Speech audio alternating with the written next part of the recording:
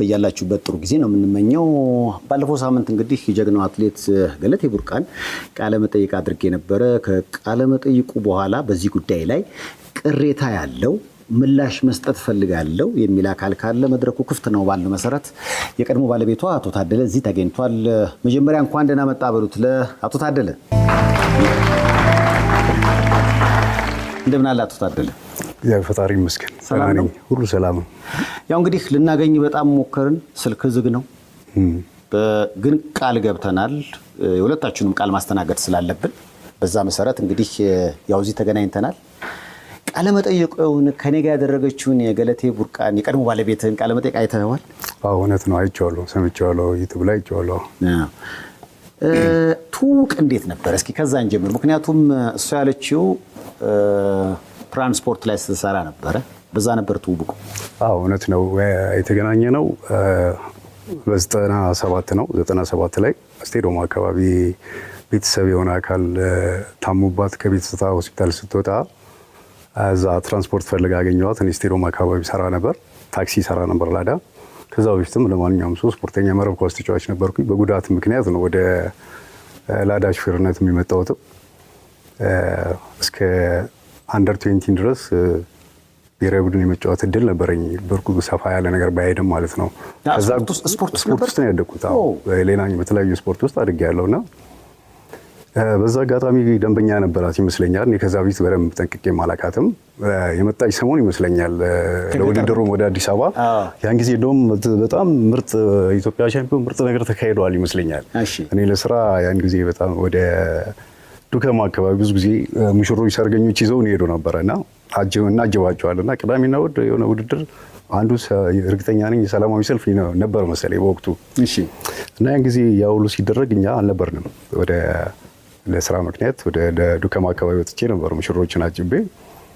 ይሄን አለ እንኳን ያኔ ታዋቂ በነበረችበት በዛ ውድድር ላይ እንኳን ስትታወቅ በውድድሩ ቫይቡ ላይ አጋጣሚ ውድድሩን እንኳን የማየት እድል አልነበረኝም እኔ በስራ ምክንያት ማለት ነው።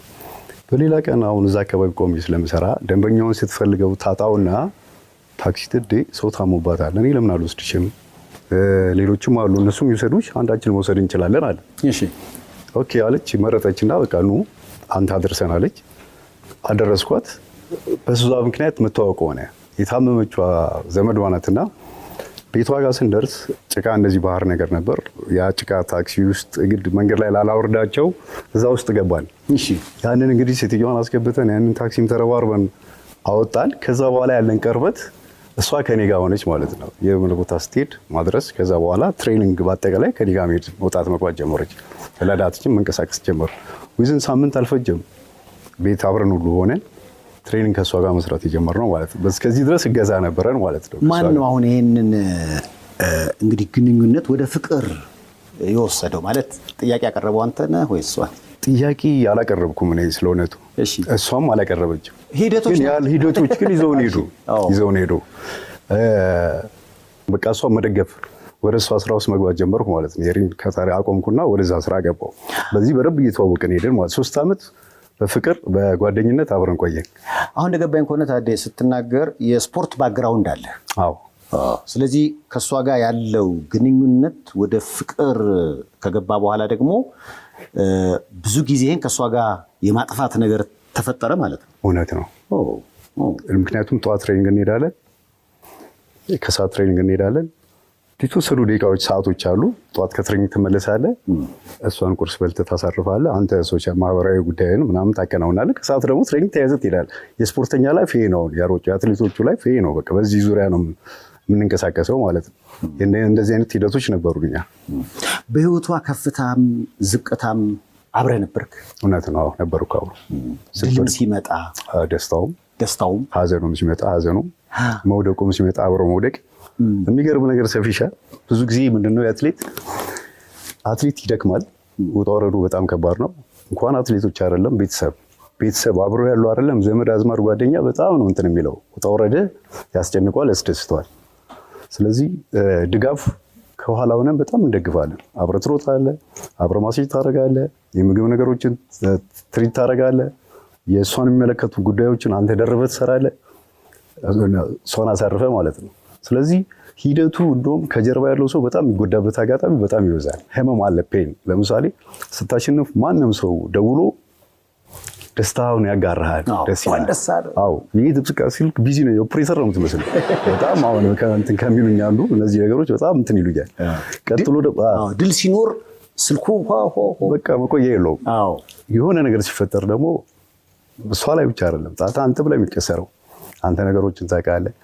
ከዛ ውድድር በበላሸት ስፔሻሊ የዓለም ዋንጫ እና የወርልድ ኦሎምፒክ ለአትሌት ትልቅ መሰረታዊ ድላቸው ነው። በስራቸው ውስጥ ደግሞ እሱን ከያዙ ነው ዝና የሚመጣው፣ ስምም ባግራውንድ ታሪክ የሚቀመጠው በዛ ነው። ብዙ ዋጋዎች አሉት ትልቅ ውድድር ማለት ነው። ለዛ በጣም ብዙ ትለፋለህ። ማትወጥቶ ጫካ የለም፣ ማትወጥቶ ተራራ የለም፣ ዳገት የለም። እዛ ቶፕ ሆነ ትሄዳለህ። አቅም ነበረን እኛ ከማንም በላይ። የሚገርም ነገር በጣም ጠንካራና በጣም ጎበዝ ልጅ ናት። ይሄ ከጋብቻ በፊት የነበረው ቆይታችሁ ምን ያህል ጊዜ ነው ሊባል ይችላል? 3 ዓመት 97 እስከ 2000 ላይ የተጋባ። እንግዲህ ከእሷ ቃለ መጠየቅ እንደገባኝ ከሆነ ያው በቪዲዮም ማሳያለው ይህ ግንኙነት ወደ ጋብቻ እንዲሄድ ሲደረግ የተጋባ ነው በፕሮቴስታንት እምነት መሰረት ነው። በኋላ ላይ ግን ድንገት ጸበል ሄድኩ የሚል ደብዳቤ ጽፎ ተሰወረብኝ። አይተዋል ያለችውን? አይቼዋለሁ። ምንድን ነው የተፈጠረው ያኔ? ሴፍሻ የቅድሙን ጨርስልህ። ውድድር ደርሶ ከመጡ በኋላ ውድድር ሲበላሽ ትሪት የምታደርግበት መንገድ በጣም ከባድ ነው። ወደ ነበረው ሙድ ለመመለስ አንዳንድ ሰው ተው ይመለሳል። አግሬሲቭ የሆነ ሰው ደግሞ ብዙ ጊዜ ይፈጅበታል። ከጉዳቱ ምክንያቱም ደክመዋል። የደከመውን ያን ዋጋ ማግኘት አልቻለም። ሜዳሊያ ውስጥ አልገባም። በጣም ሞራሉ ይሰበራል፣ ይጎዳል። ብዙ እሱን ለመመለስ ብዙ ዋጋ ትከፍላለህ። ትሪት አድርገህ የራስህን ስጦታ ሰጥተህ ዋንጫም ልገዛ ትችላለህ። ሌላ ስጦቶችም ልታደርግ ትችላለህ። የሚያዝናናትን ነገር ልታደርግ ብዙ ዋጋ ትከፍልበታል። ወደ ሪትሙ ለመመለስ በጣም ብዙ ዋጋ ነው የምትከፍለው። ስለዚህ ይህን ሁሉ አድርገን ትሪት እያደረክ ነው የምትመጣው። ይህ ትልቅ ዋጋ አለው። እሱ ዋጋ አለው ማለት ያንን ለማንሳት በጣም ትደክማለህ። እንዳልከኝ ትውውቃችን ከጋብቻ በፊት 3 ዓመት ነው። ልክ 2000 ላይ ስንገባ የመጀመሪያው በሙሉ ወንጌል አማኞች ቤተክርስቲያን የተጋባ ነው። 10 ዓመት አብረን ቆይተናል። ኦልሞስት እንግዲህ ከተጋባን ከስንተኛው ኦልሞስት ከ8 ዓመት ከ7 ዓመት በኋላ ነው። እኔ ከዛ ፊት ወደ ፕሮቴስታንት እምነቱ መሄድ አቁሜ ነበር። እሷን አደርሳታለሁ፣ እሷ ተሳትፋ ብላ ትመጣለች፣ እኔ ውጭ ላይ እጠብቃታለሁ፣ ወደ ቤት እንሄዳለን። ይሄ ነበር ሂደቱ። ምክንያቱም እኔ በራሴ ምክንያት ፖዝ አድርጌ ራሴን እንትን እያልኩ ነበር። በራሴ ራሴን አገለግላለሁ። እኔ በማምንበት መንገድ ለእኔ እምነት ማለት ራስ ላይ ያለው ምንድን ነው? ለሌላው መኖር፣ ራስ መኖር፣ ፈጣሪ ማምለክ፣ ነገሮች ሁሉ ማስተካከል ነው። ስለዚህ እኔ በእኔ መንገድ በዛ መንገድ ስለማየው ቆም ብዬ እሷን ትሪት ማድረግ የእሷ መብቷ ነው። የምታምነው የምትፈልገው ነገር ስታደርግ ኦኬ ጎሄድ። እኔ ግን እስቲ ለምሳሌ እኔ ኦርቶዶክስ ሆኜ እሷ ፕሮቴስታንት ሆና ማንም ሰው አብሮ ይኖራል። ሀገራችን ላይ እኮ ብዙ እምነቶች አብረን እየኖርን ነው። እምነት ሃይማኖት የግል ነው፣ ሀገር የጋራ ነው። በሀገራችን በቅፋችን እኖራለን፣ በታንጋችን ማለት ነው። ነገሮች እንዲስተካከሉ እንዲመጡ በሞክር አልሆኑ። እንዲስተካከሉ ማህበራዊ የኛ የራሳችን ያለን መስተጋብር ትንሽ እንትን እያለ መጣ፣ ይተለያየ። ምክንያቱም በሀሳብም ስራህን በመደጋገፍ ነው የምሰራው። ሴፍ የስፖርት ፕሮግራም ካለው እኛ ትሬኒንግ ሄደን ከሆነ የስፖርት ፕሮግራም ከፍተህ ማዳመጥ አለብን። የምናዳምጠው ትልቅ አንጋፋ አትሌቶች፣ ትላልቅ አትሌቶቻችን ጀማሪዎች የሚሆኑ የምንማርባቸው ነገሮች አሉ፣ እኛ የምናበላሻቸው ነገሮች አሉ። ስለዚህ ሰምተን ነው እኛ እያደስን የምንሄድ ነው። ከሊኮ ዛሬ ዲያንስ ይሰጠ እንደዚህ አይነት ነገር አለፈ፣ ስለኛም አስተያየት ይሰጣል። እሱንም የምናዳብርበት ነው። ይህን በምንሄድበት ሰዓት ነው እነዚህ ነገሮች ማጥፋቶች ይካሄዳሉ። ሌላ ነገር ይሰማል። ቲቪ መጥቶ ደግሞ እኔ አሁን ለምሳሌ ወርልድ ሻምፒዮን ኦሎምፒክ ሲሆን ብዙ ጊዜ አልሄድም። ከስንት አንዴ ብዙ ጊዜ ያው ቲም ስለሚሄድ ቲሙን ማጣበብ ነው የሚሆነው። እኔ በዛ ላይ አልካተትም። እኔ ሌሎች ውድድሮች ላይ ግን ብዙ ጊዜ የሚሄድ አውሮፓም አሜሪካ ብዙ ቦታ የሚሄድ እድሉ አለኝ። እስከ ናይኪ ግሎባል ድረስ በደንብ እንተዋወቃለን። ጆሲ ኦርማን እኔ ከአንዱ ቤተሰብ አንዱ ነኝ። ስለዚህ እንደዚህ አይነት እንቅስቃሴዎች አብረን በጣም እናካሄዳለን ማለት ነው። አሁን እሷ የሀገር ውድድር ስትሄድ እኔ ቤት ስለምቀር ቪኤችኤስ አዘጋጃለሁ። ዲኤስቲቪ አለኝ፣ ቪኤችኤስ ካሴት አለኝ። ውድድሮቹን በሙሉ ሪከርድ ነው ማድረገው። ሪከርድ አድርጌ እጠብቃለሁ። በቃ ይህን ነው የምከታተለው ስራዬ። የሁሉንም ውድድር ሪከርድ አድርጌ ቁጭ አደርጋለሁ። እኛ አሪፍ ነገር ከመጣ እሰየው፣ ይህንን የምንማርበታለን። በጣም ምልጥር ማየት እናድግበታል፣ እኛ ራሳችን እንማርበታለን ማለት ነው። ይሄ ሆኖ ውድድር ይሳካልም ይበላሻልም። ብዙ ጊዜ ተበላሽቶብናል። ለማሳየት ያህል እንደገና ይሄን ዶክሜንት አድርጌ ስትመጣ ይሄን ትሪት ካረግኩ በኋላ እንኳን ይሄን እኔ ከፍቼ ይሄ ውድድር ስተትሽ ይሄ ነው ከቃል በላይ ማየት ማመን ስለሆነ ይሄ ነው እዚህ ጋር እንደዚህ አይነት ስተት ተፈጥሯል። በፍጹም ማየት አትፈልግም። ካሴቶችን ሰብራ እመጣለሁ እኔ ደክሜ ከዚቼ ምናምን አምጥቼ ያዘጋጀሁት ነገር በሙሉ ፉርሽ ታደርገዋለች። ምክር ፉርሽ ታደርጋለች። በሜዳ ላይ ሰዓት ይዛሉ። አንዳንዴ በግል እንሰራለን። አዲስ አበባ ስቴዲየም ሆነ እኔ ገብቼ በዚህ አጋጣሚ ኮቾችን በጣም አድንቃለሁ። እነሱን የምጋፋ ሰው አይደለሁም። ራሴን ጥቅዬ ነው ትሬኒንጉን የማየው፣ አስተያየት የሚሰጠው፣ የምንመካከረው ከኮቾቹም ጋር ከእሷም ጋር እንዲህ ቢሆን ብለን እንደ አንድ ቤተሰብ በጋራ ነው የማገለግለው አብሬ። ሜዳ ላይ እንኳን ትሬኒንግ ሰዓት እንደዚህ እያስኩላት ሰዓቱን የመቀበል አቅም እያጣች መጣች ነው። ለምሳሌ አሁን አንድ ሯጭ ሲሮጥ ሮጦ ሲገባ እንዲህ የሚይዘውና ሳምበዲ ቆሞ የሚይዝለት በታሪክ አይመጣም። ማይክሮ ሰከንዶች ብዙ ሰከንዶች ለውጥ ያመጣሉ። ማይክሮ ሰከንድ ዋጋ አለው። ሪከርድ እኮ ያሰብራል። እንዲያው ሰከንድ ሻለቃ ኃይሌ ገብረስላሴ ለስንት ማይክሮ ሰከንድ ነው? አንዴ በጣም ስለዚህ ይሄ ማለት እንደዚህ ነው። ፕሊዝ እባክሽን ኃይለኛ አትሁኝ። ተግባብተን ስራ ስራችን አይበላሽ። ከማንም በላይ አቅም አላት ሴቷ። ቀነኒሳ እኮ ነው በቃ ጎበዝ ናት። ግን እዛ ላይ ያለው አግሬሽን ወይም ደግሞ ኢሞሽን በመሆን ወይም ደግሞ ኦቨር ኮንፊደንስ የሚሆኑት ነገሮች መስተካከል ያለባቸው መገራት መቻል አስቸገረች በጣም። ከዛ እነዚህ ነገሮች እኔን እያሳመሙ ይመጡ። ዋይ ለምን እንደዚህ ቢሆን? ምክንያቱም መኖር ማለት ምን ማለት ነው? አንደኛ ለሀገርህ መልካም ነገር አምጥተህ ሀገርን አሳውቀህ ራስንም አሳውቀህ ቤተሰብንም ጠቅመህ ዘር አፍርተህ ተክተህ መሄድ እኮ ሌላ ነገር የለውም ከዚህ አይደለ? እነዚህ መንገዶች እንዲሄዱ ቫይፍ ስታረግ ስታስተካክል ቻሌንጆች ከበዙብህ አንዳንድ ፕሮጀክቶች ነድፈህ በዛ አስተያየት ተደርጎ ሚዩስን አብረህ እሺ ተባብለህ ጉዳዩ ላይ ስትገባ ኢሞሽን ሀሳብ መቀየር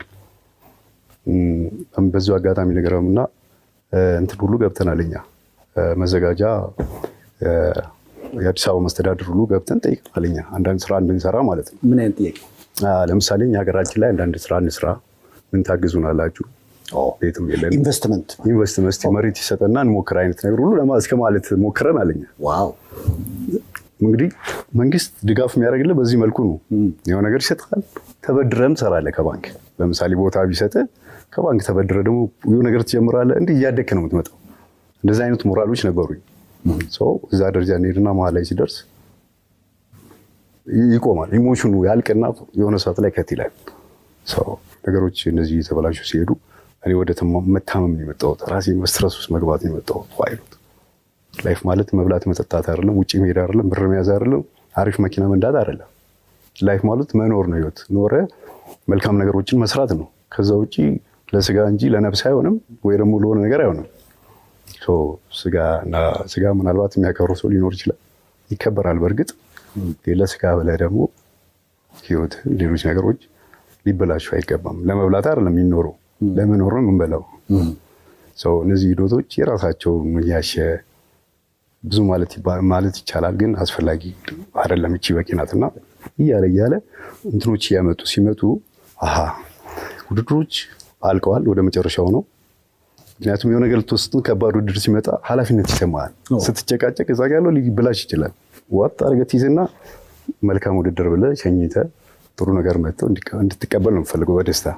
እነዚህ ነገሮች እንትን ይላሉ፣ ትሪት ታደርጋቸዋለህ። ቢያምም መጨረሻ ላይ ያው ውድድሮቹም አለቁ። ስትመጣ ስልክ እየተደዋወልን የተቀበልኳት ኤርፖርት ደረሰች። ጎረቤታችን አንድ ሰው አለ፣ የልጁ ባለቤት ቤት ውስጥ እናትየው አሉ፣ የእሷ እናት አሉ። የቤቱም ሳሪስ ኮምፓክት አለች አሁን እሷ የምትይዛት። እሱን መኪና ከቤት ቁልፍ አውጥቼ ሰጥቼው ይዟት ከኤርፖርት እንዲያመጣት ማለት ነው። እሱን ሸኝቼ ነው እኔ በስልክ እየተደዋወል ከቤት ወጥቼ ያችን ማስታወሻ ጽፌ አስቀምጬ ሄድኩት። ላሊበላ ጸበል ገባሁ። አይኖት ራሴን ላዳምጥ 10 ቀን 15 ቀን ከራሴ ጋር ላውራና ልክ ነኝ ልክ አይደለሁም፣ ይሄ ማለት ዲፎርስ በቃ ፍቹል ልክ ነኝ ወደዛ መንገድ እያስኬደኛል ወይስ አይደለም የሚለውን ራሴ ላዳምጥ ብዬ ላሊበላ ሄጄም አላውቅም። ነዳው ሄድኩኝ ዝም ብዬ በድፍረት። አሁን ይሄ በእርግጥም ያንተ የእጅ ጽሁፍ ነው? አዎ እውነት ነው፣ የኔ የእጅ ጽሁፍ ነው። በዚህ ደብዳቤ ውስጥ ምን ለማለት ነው የፈለከው? እስኪ መጨረሻ ላይ ምናልባት ሰው ሁሉ ሲቀባበለው ስለነበር መጨረሻ ላይ የሚቀጥለው እስኪሆን ድረስ ሰላሙን ሁሉ እመኝልሻለሁ፣ ውሳኔ የወሰንኩት ለሁለታችንም ደህንነት ስል ነው ይላል። ውሳኔው ምን ነበረ? ውሳኔው አንደኛ መሄድ ነው። ከእሷ አጠገብ ተቀብሎ ወደዛ መሄድ ነው። አንድ ቀን 2 ቀን ያልተለያየውን ሰው ለ15 ቀን ስትለየው ምን ሊያስብ ይችላል? ስለዚህ እዚህ ሄድኩት ያን ያለውን ፍትጊያ ውስጣችን ያለው ጥሩ ያልሆነ ነገር እስቲ ዞር ብዬ ልየው፣ አንቺም ተረጋጊ እኔም ልረጋጋና ወደ የሆነ ነገር እናድርግ። ሀሳቡ ባጭሩ በእኔ ቋንቋ ነው። ከዛ መረበሽ እየመጣች ነው፣ ተቀብሏታል። ለቤታ ስትመጣ እንዳትረበሽ ነው። ይህን አውጥቼ ቁጭ ያደረኩላት እጄ ላይ ያለውን ቀለበት አጠገቧ አድርጌ እንድታየው ነው። ገብቷል? ሌላ ኢሜጅ የለውም። ተረጋጊ። ኦልሬዲ ወስኛለሁ ፍቺ። ምክንያቱም ብዙ ጊዜ ታሽቶ መጥቶ እዛ ጋር ወስኛለሁ ፍቺውን። እኔ ላይ ግን ልክ ነኝ ልክ አይደለሁም የሚለውን ደግሞ አዳምጥ ፈለኩኝ። ነገር 15 ቀን ጊዜ የሰጠሁት ለዛ ነው። እስቲ ሆይ ራሴ ላይ ጸበል ላድርግ፣ የእምነት አባቶች ይጸልዩልኝ፣ ምኑ ጋር ነኝ ያለሁት? እውነት ነው እኔ ነኝ? ከኔ ውጭ ነው? ልክ ነው ልክ አይደለም ሀሳቤ? 15 ቀን በደንብ ከራሴ ጋር አወራሁ። ልክ ነህ ነው የሚለኝ እኔ ሰው። ኦኬ እናንተን ካልኩ ተመልሼ መጥቼ ስልኬን አጥፍቼ ነበርና ስልክ ከፍቼ ሳምበድ የሚደውልልኝ ሽማግሌ ያለ የጎረቤት ሰው አለ፣ ማን የሚፈልገኝ ሰው ማግኘት ይችላል። ቁጫል እሷ ግን ሆን ብለህ እንደተደበቅ አይነት ስሜት ከንግግሯም እንደገባኝ ምናልባት እሷ አለ ምናልባት ቃል በቃል የሷን ብንሰማው እስኪ። 2009 ወደ ውድድር አሜሪካ ይርኩት።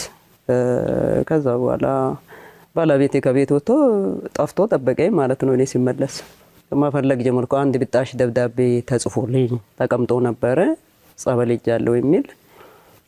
የተጋባ ነው በፕሮቴስታንት እምነት ነው፣ በሙሉ ወንጌል። እንዴት ጸበል ሊሄድ ቻለ የሚል ጥያቄ ነበረኝ። ከዚህ በኋላ ይመስለኛል እንግዲህ እናትህ ጋር ሄደ አፈላለገች እና የሰጣሃት ምክንያትና የሆነው ነገር እንደተለያየ ነው እሷ የተናገረችው። ያ ልክ አይደለም በእኔ እምነት። አሁን እናቴ ጋር ደውላ እናቴን አግኝቼ የተደረገው ነገር የሆነው ልክ አይደለም፣ ከስተት ከመንገድ የወጣ ነው። እኔ መጣሁ፣ ስልኬን ከፈትኩ፣ አንድ የሚያውቁኝ ሽማግሌ ደውሎ አገኙ፣ አናገሩኝ እኔ በጉዳዩ። ያው ራሴን ለማዳመጥ ይህን ያህል ጊዜ አልነበርኩም፣ ርቄ ነበር ከሷ። አሁን ግን መጥቻለሁ። የመጣሁትም ያው መነጋገር ለውሳኔ ነው፣ ያለውን ነገር ማናገር ይችላሉ አልኳቸው። አናገሩኝ፣ በተለያየ መንገድ አናገሩኝ። መጨረሻ ላይ ያለው እኔ በአቋም ጸንቼ ነው የመጣሁት። ጸንቻለሁ። ምክንያቱም መኖር ማልግት እንዳልኩ ብዙ ነገሮችን ተክተ ማለፍ ነው። ስለዚህ እዚህ ጋር ወይ የኔ ያለመኖር ለሷ ሌላ እድል ይሆናል ብዬ አምን ነበር እኔ። ምክንያቱም ብዙ ጊዜ ያለው ፍትጊያ ሌላ የተሻለ ነገር ይፈጠር ይሆናል። ሰው ለምን እንደክማለን ሁለታችን። በባዶ መፈራገጥ ዝም ብሎ ካልተግባባ ተግባብተው ነገር ማድረግ ካልቻልክ ደግሞ በእህት በወንድ መቀጠል ይችላል እኮ አይደለ? ያን አስቤ ያደረኩ አባታችን ጠሩ፣ ሽማግሌው ውሳኔ ነገርኳቸው። እሷን ጠሩ፣ አናገሩ፣ ተነጋገርን።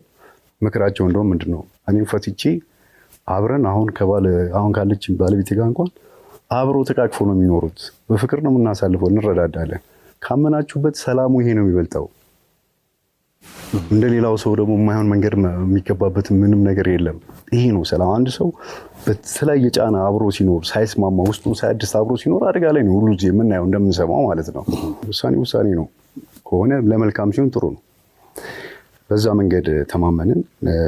እሷ አይ ስትል ኦኬ ሌላም ማስፈራራትም አሳየዋለሁ እንደዚህ አይነት ነገሮች ማለት ስትጀምር ኦኬ ራይቱ አለኝ ወይ ማንዴቱ ካለኝ ህግ ካለ መንግስት እንደዚህ አይነት የሚቻል ከሆነ እየጠበቃ ማቀርኩ ፍቺ መጠየቅ ይቻላል። ወደ ፍርድ ቤት ማመልከቻ ተጻፈ። እንደውም ከጠበቃዬ ጋር አግሪመንት ፈጠርን። እንደ ጠበቃ እንደባለሙያ ያለውን ንብረት ጠየቁኝ፣ ማገድ ስለሚቻል ማለት ነው። ይሄን አድርገህ በዚህ መንገድ መሄድ እንችላለን ሲሉ እኔ ንብረት አላግድም። እኔ ከቤት ወጥቻለሁ።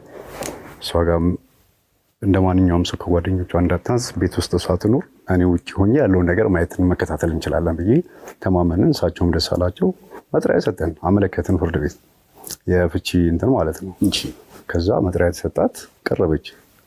ከዛ ፍርድ ቤት የራሱን አካሄድ ብዙ ሄደ ማለት በሚያስኬደው ልክ ሄደ። መጀመሪያ እንደውም ለማስታረቅ ጥረት ይደረጋል መሰለኝ። አዎ ጊዜም ይሰጣል። የኔ ጽናት እንደቆመ ነው። በቃ አንተ ፍቺውን ፈለግ። አዎ እሷ ደግሞ መፋታቱን አልፈለገችም በወቅቱ። አዎ ምክንያትሽ ምንድን ነው? እኔ እምነቴ አይፈቅድልኝም ነው። ግልጽ ነው። እኔ ግን እሷ ጋር ፍቅር አለ አንተ ጋር ፍቅር አልቋል ሊባል ይችላል በጊዜው። ፍቅር ያልቃል ይባላል እንጂ አያልቅም። ትዝታዎች አሉት እኮ ፍቅር። መልካምነት እኮ ፍቅር ነው እኮ። ያሳለፍካቸው መልካምነት እኮ ይመጣሉ አይምሮ ውስጥ ሁሉ ነገር አሉ።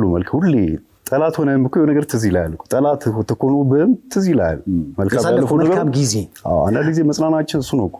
ምንድን ነው ላፕ አድርገህ የምታየው ነገር እኮ ያሳለፍካቸው የወደቅ የተነሳው ነገሮች ናቸው ህይወትን እንደገና እኮ ሰርቫይቭ እንድታደርግ የሚረዱ። ሰው እዛ ደረጃ ደርስን። ዛቻው ሲመጣ አልተመቸኝም። አሳያለሁ ምናምን የሚል ነገር እኔ በፍቅር ነው የጠየቁት። እኔ ወጥቼ በሰላማዊ መንገድ አንቺ ትብሽ አንተ ትብስ፣ ሴት ልጅ ናት፣ የሀገር ሀብት ናት። ውጭ ወጥታ ወይም እኔ ተደርቤ እዛ ሳንጨቃጨቅ እሷ እየኖረች እኔ ውጭ ላይ ሆኜ ጉዳዩን እንየው ሰላም እንጀመርን ማለት ነው። መጨረሻ ላይ ፍቺው ጥጉ ሲደርስ ብዙ እንዳላስረዘምብን ምክንያቷን ተናገረች። እኔም እምነቴ አይፈቅድልኝም ስትል አጥጋቢ አይደለም ብሎ ፍርድ ቤት ወሰደ ፍቺውን። ኢሚዲየትሊ በነጋታው አንድ ክስ መጣ። ሲቪል ፖሊስ ተይዤ ወጣሁ። ምንድን ነው ስል በጸረ ሙስና ተከሳያል። ጸረ ሙስና እኔ የመንግስት ሰራተኛ አይደለሁ። የድርጅት የትልቅ የማንቀሳቀሳቸው ከህዝብ ጋር ወይ ኮምፕሌክስ ኖሮኛ አይደለም። ትልቅ እንትኖች ማለት ነው። ኦኬ ለማንኛውም ስንት ዓመተ ምህረት ማለት ነው? 2010 ይመስለኛል። ልክ ፍቺው ብሬክ እንዳደረገ የመጣው ሳምንት አልፈጀበትም ይሄ ጉዳይ ሲመጣ። ያን ጊዜ እንግዲህ ባለቤቴ ተብሎ አልተመለከተም። የቀድሞ ባለቤቴ እንኳን አልተባለም። የሆነ አንድ ሰው አካል የሆነ ጉዳት እንዳደረሰ ተደርጎ ከሀገር እንዳይወጣ አግድ ወጥቷል። እኔ አላውቅም። በተለያየ መልኩ ለካ ተይዣለሁ። እንደ ትልቅ ወንጀለኛ ማለት ነው። ከዛ ቀረብን። ያለው ነገር ተያዘ። ፍርድ ሂደቱ ሄደ። ሳይ ነፃ ምንም ነገር የባልና ሚስት ጉዳይ ነው። የፍርድ ቤት ያለው ክርክር ነው። በዚህ መልኩ ይለበት ነገር አለ የለም ተባለ። በዋስ ተለቀቁ። ተጣራ። መዝገቡ ተዘጋ። ከዛ በኋላ ያሉት ነገሮች እየቀጠሉ መጡ። የፍርድ ቤት ክትትላችን ቀጠለ። የንብረት ክፍሎች ያሉት ነገሮች እየመጡ ክሱ እየሄደ ሲሄድ ወንጀሎች አሉበት። እንደዚህ አይነት ነገር አለ፣ እንደዚህ አይነት ነገር አለ ይጣራ። 7 ዓመት ሊፈጀው እኮ እሷም እንደዛ ብላለች። ምናልባት እንደው ካለቻቸውና አንተ ላይ ቅሬታ ካነሳችባቸው ጉዳዮች መሀል በራሷ አንደበት አንዱን ደግሞ ላንሳልና ለዛ ምላሽ ሰጥበት አቶ ታደለ። ንብረት አለ። ይሄን ንብረት ደግሞ ላስተዳድር ውክልና ካልተሰጣኝ ብሎ ራሱ ውክልና ተቀብሎኛል። አሁን ይሄ ንብረት ምን ላይ ነው ያለው በሚሉ ይገዳ ያስፈልጋል። መቼም እንዲህ አይነት ነገር ከተፈጠረ ይገዳ እንዲሰጠኝ ጠየቅኩት። ጠይቄ ንብረቶቹ ወደ ያሉበት ቦታ ሙሉ ማዞር ጀመርኩ ማለት ነው። እሺ ወደ 11 ቤት ነው። ከ11ዱ ቤት እኔ የምኖርበት አንዱ ቤት ነው። 10ሩ ቦታ ማለት ነው ቤት ያለበት በሙሉ ማዞር ጀመርኩ ማለት ነው። እገዳው ይዤ ማለት ነው። እሺ ይሄ ቤት ሁሉ በሰው ስም ነው ያለው ሲዞር ማለት ነው። 11 5 መኪና 11 ቤትና 5 መኪኖች በሩጫ ህይወት ያፈራኋቸው ንብረቶች አጥቻለሁ፣ በግፍ ተነጥቄያለሁ የሚል ሀሳቧ መቼም አንተም አይተኸዋል። ሰምቼዋለሁ። በሱ ጉዳይ ላይ ያለ ምላሽ ምንድን ነው? ሴፍሻ ይሄ ጉዳይ 7 ዓመት በህግ ሲንከባለል የመጣ ነው። ይሄ አሁን ስፔሻሊ 11 ቤት ያለችው ቦታዎች በዝርዝር የቀረቡ አንዳንድ ቦታዎች አሉ። ለዛ ቢያንስ ከ5 ከ6 ከ7 ጊዜ መረጃ እንዲመጣ ተልኮባቸዋል። አካባቢ ላይ መረጃ የሌለ ነገር መቼስ የለም አይደለ? ያ ሳያገኝ ነው ይህ ፍርድ ቤት እዚህ አይቶ 7 ዓመት ፈይቶ እዚህ ውሳኔ ላይ ደረሰው። እነሱ ማብራራት ከፈለገ ማብራራት ይቻላል። አንደኛ 11 ቦታ አለኝ ስትላት፣ ይቅርታ አድርግልኛ ሴፍሻ፣ 11 ቤቶቹ የት ናቸው ያሉት? እያንዳንዱ ቤት ስንት ተገዙ፣ ስንት ተሸጡ፣ የት ነው ያሉት፣ ምንድናቸው? ስፔሲፊክ እንኳን የተቀመጠልህ ነገር የለም። እኔ እንደተረዳሁት ከሆነ ስህተት ካለብኝ አረም። ምንም እዚህ ቦታ ላይ የሚል የለም። በአፍ ነው የተነገረ እንጂ ምንም ማስረጃ ቀርቦልህ አይደለም። ሰው አሁን በአፏ ነው ያለችው እንጂ 11 ቤት የሚባል ነገር በፍጹም የላትም የለንም። እንግዲህ እንደገባኝ ከሆነ ያው ይሄ ፕሮግራም ዝነኞች ይመጣሉ፣ ይቀርባሉ፣ የህይወት ውጣ ውረዳቸውን ይናገራሉ። እንደ ፍርድ ቤት ሳይሆን የሚፈጠሩ አላግባብ የሚነሱ ጉዳዮች ካሉ ደግሞ ያ ስሙ የተነሳበት አካል ደግሞ ምላሽ እንዲሰጥ ይደረጋል። አሁን ይሄ ቅድም እንዳልከው የፍርድ ቤት ጉዳይ ነው። የታል መሬት አይነት ነገር እርግጥ ከፕሮግራሙ የማይጠበቀው ጀግና አትሌት ነች። በጊዜ ሂደት እንግዲህ ፊት ለፊት እያየን በላቧ ሀብት ስታፈራ አይተናል። ከዛ ጀርባ እኔም አለው እያልከኝ ስለሆነ ማለት ነው ስታፈባ አይተናል። እኛ ለምሳሌ እዚህ ጋር ብታየው ከሁለታችሁም ጋር ጠብም ዝምድናም የለንም። እሷ በህይወቴ እንዲህ አይነት ነገር አጋጠመኝ፣ ለዚህ ደግሞ ፍትህ እጠብቃለሁ የሚል ጥያቄ ነው ያቀረበችው። ስለዚህ ዛሬም የተገናኘ ነው እኮ ከዛ ተነስተን በዚህ ወገን ስሙ የተነሳው አካል ምን ይላል ለሚለው ምላሽ የሰጠኝ ነው። ምናልባት ያንተም ወላጅ ስም ተነስቷል። ያንተ ወላጅ ስም የተነሳው እንደውም አንደኛውን ቤት ለወላጁ እናቱ ሸጠ ነው። ምናልባት እስኪ ቪዲዮውን አይተነው እንመለስ። ኢቭን መንግስት ሽልማት ሰጥቶኛል ብያለሁ። ገርጂ መብራት ኃይል አሁን እሷ እንዴት ኖረ ያመጣሁት ማለት ነው። ሙሉ ይቃውን ቤቱ ነው አሟልቼ እዚህ ቁጭ በሉ ብዬ ከቤታቸው ከዛ ከማይመቻቸው ቦታ አንድ ብርጭቆ ይዞ እንዳይመጡ ሁሉንም አሟልቼ ያስቀመጥኩት እናቱ እናቴ ናት ብዬ በቅንነት ይሄንኑ ለእናቱ በ200,000 ብር ይሸጣላችኋል። ያው እንግዲህ አይተዋል። ለዚህ ያለህ ምላሽ ምንድነው ታደለ? መልካም ሴፍሻ ይሄን ነገር ለእናቱ እንደዚህ ያረኩ ስትል ለእናቴ ደግሞ እንደዚህ ያርገንላታል አላለችም። እውነታው ግን ምንድነው መሰለ 2002 ላይ የእሷ እናት ማለት የኔም እናት ናቸው። እናቶችን ኮፈሌ ነበር የሚኖሩት። ኮፈሌ እየተመላለስም ነበር የምናግዛቸው የምንጠይቃቸው ምናምን ማለት ነው። እንደው ላይ እሳቸውን ሻሸመኔ 400 ካሬ ሜትር ቪላ ትልቅ ቤት ያለው ገዝተን ማስፋፋያ ያደረግለት ሰርቪስ ቤት ሰርቼለት ሁሉ በቃውን አሟልቼ ማለት ነው። አሟልተንም አንድ ላይ ምቹ አድርገን እናትየውን ከኮፈሌ አምጥተን ሻሸመኔ እዛ ቤት ላይ አሳረፈን ግቡ ብለን በፍቅር የሰጠናቸው አንድ ቤት አለ።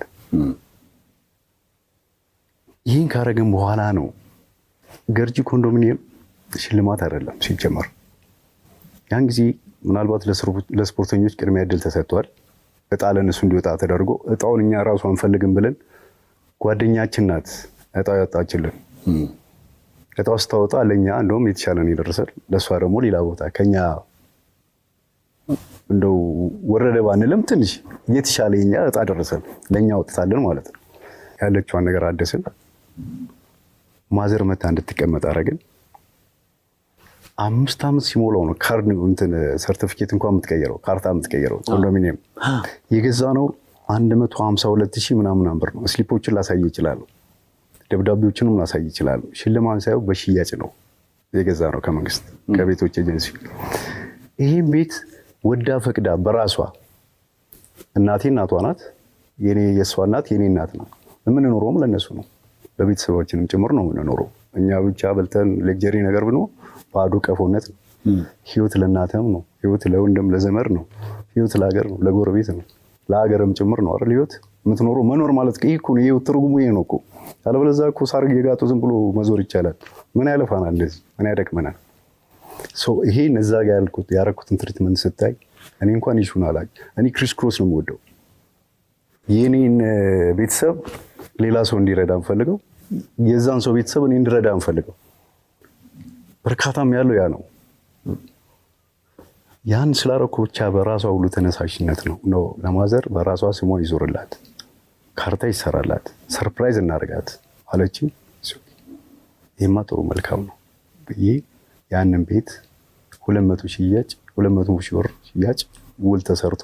ምክንያቱም ምን አለው መሰለ ድካም እውነት ነው የምናወራው፣ ስለ እውነት ነው የምናወራውና ሽያጭ በባህሪው አንድን አካል ምን ያደርጋል? ያመላልሳል አይደል? ያመላልሳል።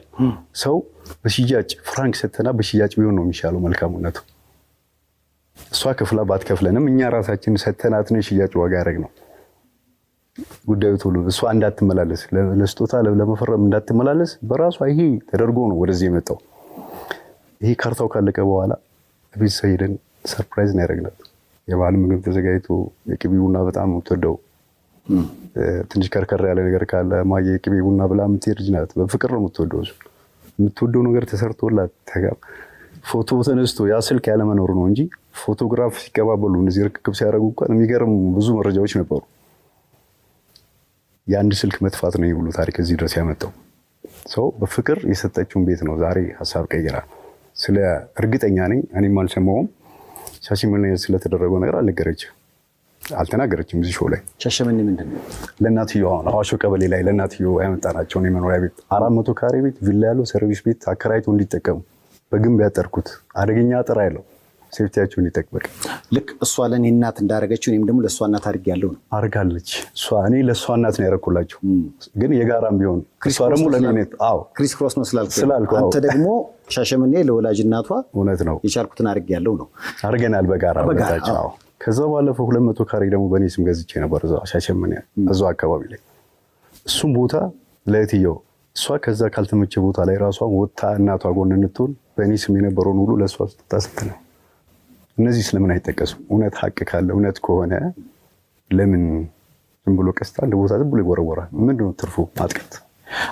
እንግዲህ አሁን ዛሬ የተገናኘ ነው። ቅድም እንዳልኩ እዛ ጋር የተነሱት ነገሮች ሁሉ ምላሽ ይፈልጋሉና ምላሽ መናገር አለብኝ ስላልክ ነው እንጂ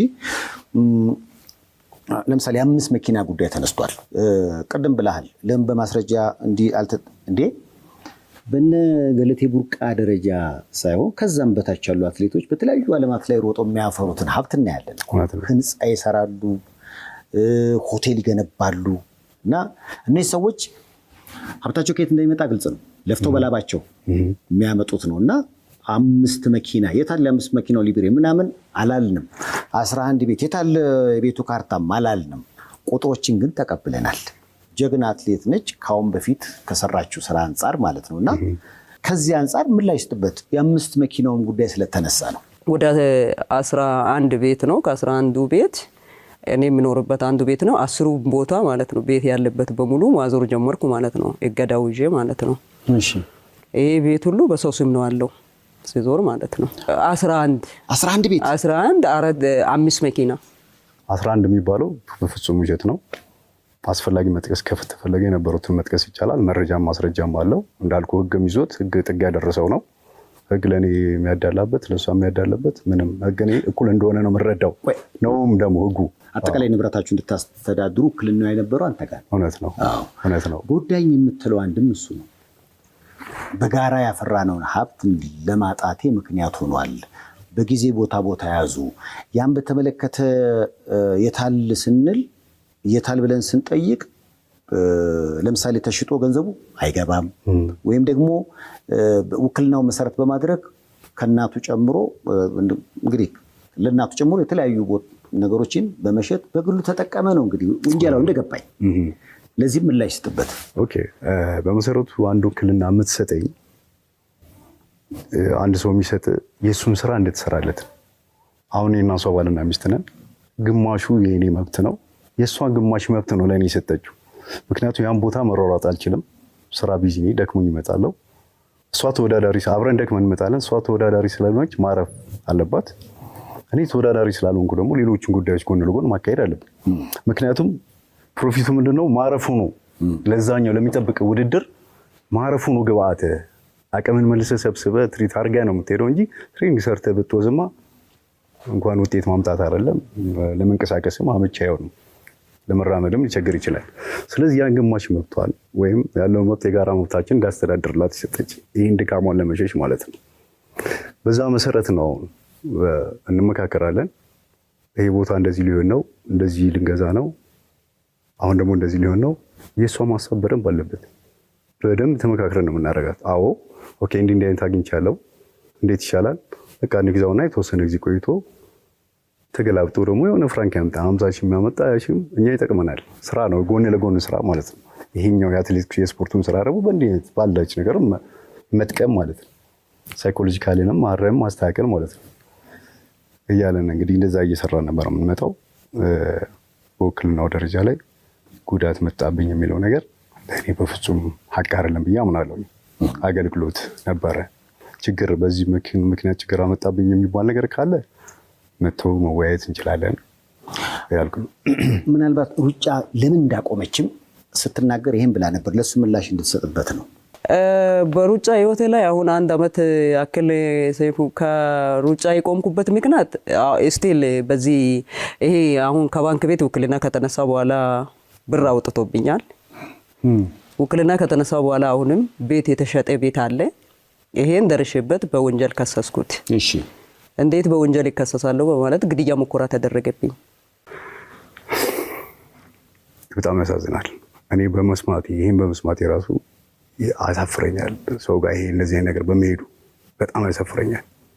እንኳን 10 ምናምን ዓመት አብረህ የኖርከውን ሰው አይደለም አንድ ቀን እዚህ ጋር እንኳን በር ላይ ያስገባ ሰው ትልቅ ዋጋ አለው፣ ትልቅ ክሬዲት አለው። እንኳን የሰው ልጅ አይደለም እንስሳ በረሮ ለመረጥ 2-3 ማሰብ አለበት። በረሮ እንኳን እንደዚህ ለመርገጥ ነፍስ ናትና ነፍስ ነው የሚንቀሳቀሰው። ያንተን የሆነ አካል በዚህ ደረጃ ማሰብ ውርደትም ዝቅጠትም ነው። እንኳን እንደዚህ ሊሆን ማለት ነው። ሪቨርስ ነው። የኔን ጩኸት ነው አንዳንድ እየጮኸች ያለችው ብዬ ነው ማሰበው። አሁን መናገር ስላለብኝ የምናገረው፣ ባልናገር ደስ ይለኝ ነበር። ይህና ላብሬያት የኖርኳት እንደዚህ የሆነ እንደዚህ ያደረገች የሚለውን ነገር ባይነሳ ደስተኛ ነበርኩ። አሁን ግን አስገድደኝ። የኔን ጩኸት ነው እየጮኸች ያለችው። እኔ በአደባባይ ፍርድ ቤት በር ላይ ድደፋ የነበረው ወደ 6-7 ጥይት ይተኮስብኝ። በዚሁ የፍርድ ቤት ሂደት ላይ ክርክር ላይ ያለ ከታችኛው ፍርድ ቤት ተሸንፏ በይግባኝ እዛ ሄዶ እዛ እየተከራከረን ነው። ሳምበዲ መቶ ታርጋ በሌለው መኪና አፍኖ ሊወስደኝ ሲል እግዚአብሔር ስላገዘኝ ነው ያመለጥኩት። አምልጬን በመኪና አባረውኝ። እነዚህ ሰዎች ህጋዊ ሰዎች ከሆኑ ፍርድ ቤት በር ላይ በአግባቡ ሊይዙኝ ይችላሉ። መሳሪያ አውጥቶ መኪናው መደብደብ፣ ብዙ ነገሮች። ድንጋይ ከማዶ ከሸዋ ሱፐርማርኬት ተሻግሮ ኮብልስቶን ይዞ መጥቶ ነው የጎን መኪናዬን መስታወቱን ሰብሮ ይሄ ጥርስ የወለቀው በዛን ሰዓት ነው። ያ ድንጋይ መጥቶ ሄዶ ነው ያረግፈው እዛ ሄደ። የፊት ጥርስ የምታየው ማለት ነው። በዛን ሰዓት ያለኝ አማራጭ መሸሽ ማምለጥ ነው። መኪናው እንደሚል ተነስቶ ነው እስከ ፊጋ ድረስ ነው ያባረሩኝ። ጥይት ተኮሰ። ግደለው ተብሎ እዚህ ለማጅራቴ ነበር የተኮሰው። መኪናው ማየት ይችላል። ከዚህ በፊት ፌስቡክም ተዘዋውረዋል። እንደው ሚዲያ ላይ መጥቼ አይመጥንም ማለት አብሬ የኖርከው ሰው ወይም ደግሞ ማንጫጫ ስላልፈለገው ይሄ ጡዘቱን ነገር ስላልፈለኩ ዋጥ አድርጌ ቁጭ አልኩት። ፖሊስ ለሚመምሪያ ያውቋል። አመልክቼ እዛ መጥቶ አካባቢ ተጣርቶ ምን ተብሎ ማንነታቸው ሁሉ ታውቆ ጊዜ ቢተይዞ ነው መሀል ላይ ስድረስ የቆምኩት እኔ ፈርዘር መሄድ ስለሌለብኝ። 5 መኪና ተብሏል። 5 መኪና አጠቃላይ በትዳር ዘመናችሁ በጋራ ያፈራችሁት 5 መኪና ነው ሊባል ይችላል ወይንስ በሂደት አንድ ላይ የተገዛ መኪና ነው? ትንሽ ፈገግ ያደርጋል። ምክንያቱም እኛ አንድ ስፖርተኞች ነን። ሊኖረ ይችላል 5 በአንድ ግቢ ውስጥ እኛ መኪና ሻጮች አይደለን። ቢዝነሳችን እሱ አይደለም። ከእሱ ጋር የተነካካ ስራም አልሰራንም። መኪና ገዝቶ ሸጡ ምናምን ወደ ትርፍ የሚል ነገር የለውም። እንደ ማንኛውም ሰው ስንጀምር አንድ መኪና ነበር። ያን መኪና ስንጠቀምበት እንቆየና ሌላ የተሻለ መኪና ሲመጣ ደግሞ እሱን ሸጠን ጨምረን ሌላ መኪና እንይዛለን። ግፋ ቢል ግቢያችን ውስጥ የሚቆመው 2 መኪና ነው። አንድ እሷ የምትይዛት ሎኬሽን ከተማ ውስጥ የሚሆን፣ አንድ ደግሞ በየትሬሊንጉ ጋር ቁልቁለቱ ዳገት ኮርኮንች የምንሄድባት አንድ ከፍ ያለ ፒካፕ ሊሆን ይችላል፣ ዶልፊን ሊሆን ይችላል። ትንሽ ባለን አቅም ሻል ያለ ነገር ከፍ ያለ እንገዛለን። አንዱን ይዘዋሉ፣ አንዱን እሷ ትይዛለች። እነዚህ 5 የተባሉ መኪናዎች በዝርዝር መጥቀስ ይቻላል እስከነ ምክንያታቸው አስፈላጊ ከሆነ። አንድ መኪና እንገዛለን፣ የተወሰነ ጊዜ እንጠቅምና እንቀይረዋለን በሌላ መኪና፣ አሁንም ተጠቅመን እንቀይረዋለን። ቁጥራቸው ሜቢ 5 ሊመጣ ይችላል። እነዚህ ስናደርጋቸው ማለት አስፈላጊ ከሆነ ኮረላ መጀመሪያ የነበረን ኮረላ ለሚታወቅ ሰው ሸጠንለታል። አሁን እሷ የምትይዛትን መኪና ገዛን። ያሪስ ኮምፓክት እሷ የምትይዛት መኪና አለች፣ ሰማያዊ ብሉ ከለር፣ እሷን ገዛን። ከዛ ቀጥሎ አንድን ፒካፕ ገዛው፣ ጥቁር ፒካፕ። እሱም አስፈላጊ ከሆነ በጣም የሚታወቅ ፋሚሊ በሆነ ሰው በእሷ በኩል መጥቶ ነው የገዛው። እሱን እኔ የተወሰነ ጊዜ ነዳ ነውና እሱ ለዛ ለመለሰው ተሸጠለት። እሷ በራሷ ፈቃደኝነት እንደውም ኮንታክቱን አይመጣችሁ እሷ ናት። ከዛ ሰው ጋር ያለው ዝምድና ቅርበት ስላለ እንዲህ እኮ እኔ ለመሸጥ ቱርቦ ትንሽ ደከም እያለ ነበር። ይሄ መኪና ሸጠን ብንቀይረው እየተባልን እያወራለን። ሳምበዲ እኮ ሊገዛ ይፈልጋል። ላኪው መጣያ አስፈትሾ ትርቦ ቻርጀር ችግር ነበረው። የ40 ሺህ ብር ቅናሽ ተደርጎለት የተሸጠ መኪና ነው። እሱ ድልድይ ነበር። እሱ ገዛው ሳይሆን እሱ ድልድይ ለሚያውቀው ሰው ቤት ስለሱ ፋሚሊ ለሆነ ሰው ነው። ኮንትራክሽን ፍቃድ ሊያወጣ የገዛ ሰው ነው። እሺ 3 መጣን አይደል? አራተኛው እሱ ሲሸጥ ቪትስ ገዛው። ቀይ ቪትስ እኔ ለራሴ እኔ እንዲዛታ አሁን 2 መኪና አለ። አሁን 2 መኪና ይንሸራሸራል ማለት ግቢ ውስጥ አሁን 2 እሷ ያ ኮምፓክት አለ። እኔ ቪትስ አለ። ቪትሷን የተወሰነ ጊዜ ቆየውና እሷን ሸጬ ጨምሬ አሁን የሚዛትን ዶልፊን ገዛው። አይ እንክብሉ እንደዚህ ነው የሚሄደው። ዶልፊኑን ገዛው። ዶልፊኑ እኔ ጋር አለ። ቪትስ ያሪሱ እሷ ጋር አለ። 2 መኪና አሁን አንድ እሷ ጋር አንድ እኔ ጋር አለ። 3ቶች በመንከባለል ላይ መጡ እንጂ ማንም ሰው ግቢያቸው ውስጥ 5 መኪና ቆመዋል የሚል የሚያርም ካለ መልካም መድረኩ መምጣት ይችላል። አሁን በምንድን ነው የምተዳደረው አንተ? እኔ አንደኛ ከቤተሰቦቼ ጋር ነው አሁን ያለሁት። አገባህ? አዎ አግብቻለሁ። ወለድክ? አዎ ወልጃለሁ። 3 ልጆችን አፈራ? በጣም አዎ። ምናልባት ይህን ሁሉ ሮጣ ጎዳና ተዳዳሪ ልሆን ነው እያለች ነው። ኦኬ እኔ ገለቴ ዛሬ ህዝቤን አገልግዬ አገሬን አስጠርቼ ጎዳና ላይ ሊወጣ እኮ ነው ያለሁት እኮ አሁን። ያን አስተያየቷ እንዴት አየኸው? ኦኬ እሱ ደግሞ ማለት በእርግጥ ከእውነት የራቀ ነው። አንድ ስንከራከርበት ነበር መጀመሪያ ላይ። በኋላ ላይ እንደውም ነው ብዬ ይሁን ብዬ ለሰው ያስተላልፍኩት ነገር አለ። እርግጠኛ ነኝ እዚህ ሾው ላይ ያቀረቡት አይመስለኝም። እውነታ ያለው ነገር እዚህ ደህንነት መውጫ ተውፊቅ ዳቦ ቤት አካባቢ ወደ 800 ምናምን ካሬ ከዛም በላይ ትልቅ ቦታ አለ።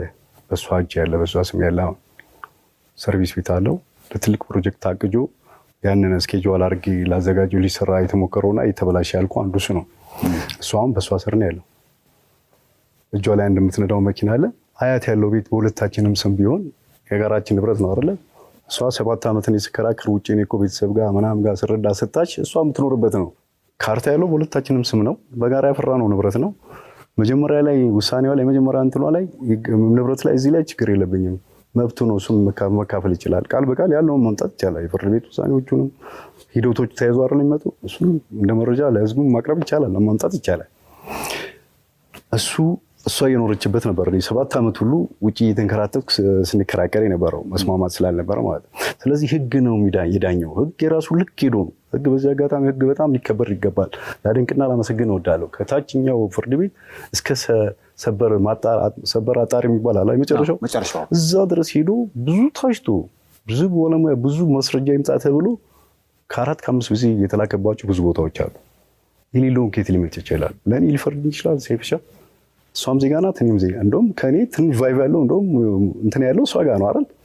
እሱም አይደለም ፍርድ ቤቱ ይሰራ የነበረው በሀቅ ባለው በመረጃ በማስረጃ ባሉ ነገሮች ነው ሄዶ እንግዲህ እዛ ጥግዳ እኔ ማን ስለሆንኩ ነኝ? ለእኔስ ኤቲክሱም አይፈቅድላቸውም። ከታችኛው ፍርድ ቤት እስከ ሰበር ያሉትን በዚህ አጋጣሚ ላመሰግናቸው እወዳለሁ። እንደው ምንድን ነው መፍትሄው? ምክንያቱም ቅድም ብለኸኛል፣ በፍቅር ጥሩ ጊዜያትን አሳልፋችኋል። እግዚአብሔር ሳይፈቅድ ተለያያችሁ። አንተ በግል ሌላ ህይወት ውስጥ ገባህ። ነገሮች ግን በክስ ለዓመታት ሄዱ። መጨረሻ ላይ ወደዚህ አቅጣጫ የመሄድ ነገር እንደሚገባኝ ጫፍና ጫፍ ሆኖ የመጓተት ነገር አለ። ስላሳለፋችሁት መልካም ጊዜ ሲባል እኛ ራሳችን አሁን ከእናንተ ጥሩ ነገር መማር አለብን ብዬ አስባለሁ። በሻለቃ ኃይሌ ገብረስላሴ አማካኝነት ሽምግልና ታስቦ እንደነበር ሰምቻለሁ። ያ ሽምግልና ተስፋ አለው። ነገሮችን አለመግባባቶችን በፍቅር መዳኘት። ለምሳሌ እኔ ገለቴ ቡርቃን አውርቻት ነበረ። እኔ በቃ አማራጭ ሳጣን ወደ ሚዲያ ወጣሁት እንጂ ለምሳሌ አያት ላይ ያለው የተወሰደብኝን ቤት ማግኘት ከቻልኩኝ ይበቃኛል የሚል ነገር ብላለች። አሁን ሰውም ደግሞ ስታየው ፊት ለፊት አሁን ቅድም እንደነገርከኝ ነው ከዚህ ልፋትና ድል ከዚህ ሀብት ጀርባ አንተ መኖርህን ነገርከን እንጂ ፊት ለፊት የምናየው እኛ ገለቴን ነው። እውነት ነው። ቅድም ግን ስትነግረኝ አሁን የኮች ያህል ኮቿ ነበርክ እንዴ? የግል የራሷ አጋዥ። ምክንያቱም ከዚህ በፊት 97 98 አካባቢ ራሱ ያሰሯት ፍቅር ይልቃል፣ ጋዜጠኛ ፍቅር ይልቃል ፕሮግራም ሰርቶበታል። ቤት መጥቶ ፕሮግራም ሰርቷል። ያው የተከራይነው ኮተቤ አካባቢ ነው። 2 ክፍል ቤት ተከራይተን ነበር የምንኖረው አብረን ከመጋቢያ በፊት ማለት ነው። የኛውን ቤት ከመስራታችን በፊት እዛ ነበር የምንኖረው አብረን። እዛ መጥቶ ፕሮግራም ሁሉ ሰርቶ ያውቃል። 97 8 9 አካባቢ እነዚህ ሁሉ ከኛ ጋር እየመጡ ያዩ ነበር ሁሉ ነገር። ምክንያቱም ከስፖርቱ በጣም ቅርብ ነበርኩ። አብሬ መሮጥ፣ ሰዓት መያዝ፣ ማሟሟቅ፣ እነዚህን ሳፖርቶች አብሮ ስለነበሩ የሚታይ ነገር ነው ማለት የሚቃር ነገር አለ ማለት ነው። ኮችን በሚለው ብቻ ነው ያስኬዳል። ያው ብዙ የሌሎች ኮቾቹን አንጋፋዎችን እንትን ሳንጋፋ በልካችን እውነት ነው ሊዛለን አስተያየት እንሰጣለን። አዎ አሁን በአጋጣሚ ነገሮች ወደ አደባባይ ወጡ። የኃይሌ ገብረስላሴ ሌሎቹም ሀሳብ አለመግባባቶች በመግባባት እንዲፈቱ ነው። ተስፋ አለው ወይ? እዚህ ላይ በሽምግልና ማምን ሰው ነኝ። እንኳን ክቡሩን ሻለቃ ኃይሌ ገብረስላሴ በዚህ ደረጃ ለኛ ተጨንቆ ማሰብ ወደ ሽምግልና መጥቶ የሚስተካከል ከሆነ ከደስታ በላይ ደስተኛ ነኝ። ምክንያቱም አግሬሲቭ ሆኖ ይሄ ያንዱን ጩኸት እየቀሙ ራሱ የተጮሁ ሌላ ጥቃቶች፣ ሌሎች ነገሮች ከመሄድ የሁሉ ጉዳት ከማምጣት በሰከነ መንገድ እንደዚህ ቀድሞ ቢሆን ኖሮ ራሱ በጣም እንዴት አይነት መልካም ነበር። ያንድን አብሮ የኖረውን ሰው ስም አጥልሽተ ከማህበራዊ ህዝብ ከህብረተሰቡ እንዲገለል ማድረግ ሌሎች አታክ ሊደረጉበት እንዲደርስ ደረጃ የተገኘው ሞራል ራሱ አንዳንዴ ምን ሆና ነው እስከምል ድረስ ማስብበት ሰዓት አለ። ሰው ቢጎዳ ወይም በዛ ልክ ተጎድቶ ቢሆን ኖሮ አጸፋ ሰጠ ይባል ይችላል። ግን በፍጹም ባልሆነ መንገድ ነው የሄደችው። በዚህ መሀል እኔ እንዳዘንኩና በድርጊቷ እዚህ ድረስ በመድረሱ እንደዚህ በመሆኑ በጣም እንዳዘንኩና ለዛ ሀዘኔ ግን በመጥፎ ሳይድ በይቅርታ ሁሉ እንዳለፍኳት እንድታቅ ፈልጋለሁ።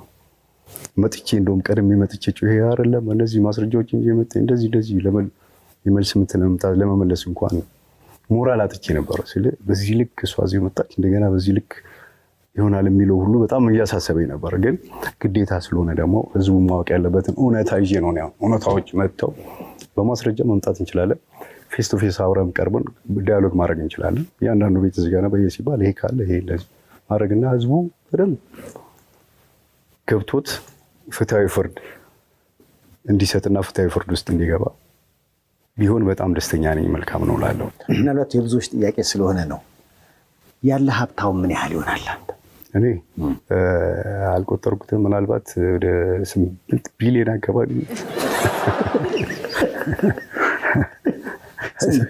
ትንሽ ፈገግ ያለ ልጫት ብዬ ነው። እኔ የዕለት ተዕለቴን የምንቀሳቀስ በቤተሰቦች የምረዳ ውጭ ካሉ ወንድሞች አንዳንድ ነገር የሚሰጡኝ አንዳንዴ የራይድ ስራዎችን የመስራት ሱቆችን የመንቀሳቀስ እየተበደርኩም አትርፌ ለመመለስ እየሞከርኩ ፌል ሲያደርግም ወክ ማድረግ ከቤተሰቦቼ ጋር ከእናቴ ጋር አብሬ የምኖር እኔም ልጆቼ ባለቤቶቼ በዛ ላይ ለምንኖር እንጂ ትልቅ ሀብት ኖረኝ መንቀሳቀስ በሀብት ደረጃ ማስመዘገበው ነገር ወደፊት ከመጣ ያኔ አሬንጅ እናደርገዋለን እንጂ ምንም ሀብት የሚባል ነገር እንትን የሚል ነገር የለኝም። ከእሷ ጋር በፍቅር ህይወት በነበረ ጊዜ ያው እንግዲህ ለሩጫው ቀረብ ብለሃል። የስፖርቱን ስሜት ቀጠልክበት ወይንስ ከዛ ጋር ተራርቀሃል? ስፔሻሊ አቋምም ያስተውጣ እዚህ ጋር የደረብኩ ሁሉ ይመስለኛል። ልብስ ሁሉ ደርቤ ያለው አንተ ስመጣ አቋምም ያስተውጣ ከስፖርት ትንሽ ወጣ ያልኩበት ወደ 7-6 ዓመት ወጣ ብሏል። በፊት በሌሎች አርቶችም የመወዳደር ሁሉ ነበረ። አንዳንድ ስፖርቶች ገብቼ ሁሉ ከጋብቻ ፊት ሁሉ እዛ በሌላ ፕሮፌሽን ለመውጣት በጣም ጓጓ ነበር። ግን ከስፖርቱ ከራቅኩ አሁን ወደ 5-6 ዓመት ሆኖኛል። ራሴ ለጤንነት እንኳን የሮጥኩበት ጊዜ አሁን የለም። ቢዚ ነገሮች ሁሉ ቢዚ አድርገዋል እና ውድድር ላይ የለውም፣ ሌሎች የስፖርታዊ ጨዋታ ላይ የለውም። ለጤንነት ብቻ ወክ በማድረግ የምተነፍስ ነኝ ማለት። የልጆቼ እናት ከስፖርቱ ጋር ግንኙነት አላት? ሙያዋ ምን ይሆን? የቤት እመቤት ናት። በጣም ጥሩ ሴትና በጣም ቤተሰቧን አክባሪ፣ ልጆቿን ወዳጅ፣ ከልጆቿ ጋር ብዙ ጊዜ ጥሩ የምታሳልፍ መልካም የሆነች እናት አለች። ፊሶን ሪል ስቴት ይመልከቱት። ለመኖር ያለውን ድባብ፣ ልጅ ለማሳደግ ያለውን ምቹነት በአያት ዞን 5 የፊሶን ሲቲ መንደር ላይን የሚስቡ ለመኖር የሚያጓጉ ከስቱዲዮ ጀምሮ እስከ ባለ 3 መኝታ ቤቶች እንዲሁም ቅንጡ ቪላ ቤቶችና ታውን ሃውሶችን ይዞ ቀርቦላችኋል። ፊሶን ሪል ስቴት ቤተሰባችን ይሁኑ። ያው እንግዲህ ጀግናው አትሌት ገለቴ ቡርቃ ባሳለፍነው ሳምንት በዚህ ዝግጅት በተለይ ከህይወት ጋር በተገናኘ የተለያዩ ሀሳቦችን አንስታ ነበረ። በዚህ ጉዳይ ላይ ፕሮግራሙ ላይ እኛም ተናግረናል። ምክንያቱም የአንድ ወገን ብቻ ሀሳብ መስማት አግባብ ስላልሆነ በዚህ ቃለ መጠይቅ ላይ ስማቸው የተነሳ ቅሬታ ያላቸው አካላት ካሉ መስተናገድ ይችላሉ ባልነው መሰረት የቀድሞ ባለቤቷ አቶ ታደለ እዚህ ተገኝቶ እሷ ባነሳቻቸው ነጥቦች ዙሪያ ምላሹን እንዲሰጥ አድርገናል። ቀረ የምትለው ነገር አለ አቶ ታደለ? አዎ፣ እኔ ማለት ፈልገው የኢትዮጵያ ሕዝብን በተለያየ መንገድ አሳስተነዋል ብዬ ለምን ነው የተሳሳተበት ወይም ከዚህ በፊት የወጣው ፊት ለፊት የወጣው ነገሮች ብዙ ችግሮችን አምጥቷል። ከሀቅ የራቀ ነገር ከእውነት ወጣ ያለ ነገር ሆኖ ሳለ ግን ብዙ ቫይቦች ብዙ ሽብሮችን ፈጥሯል በቤተሰብ ላይ። ለምሳሌ የማይመለከታቸውን ሰዎች ፎቶ ታግ ፖስት እየተደረገ ሌሎቹን ሰዎችን አቢዩዝ ማድረግ የተደረገበት በጣም ሰፊ እርምጃ። አንዳንድ ሚዲያዎች ወጣ ያሉ ማህበራዊ ሚዲያዎች በጣም በሌለ አካሄድ እየሄዱ ብዙ ሰዎችን የረበሹበት አግባብ አለ።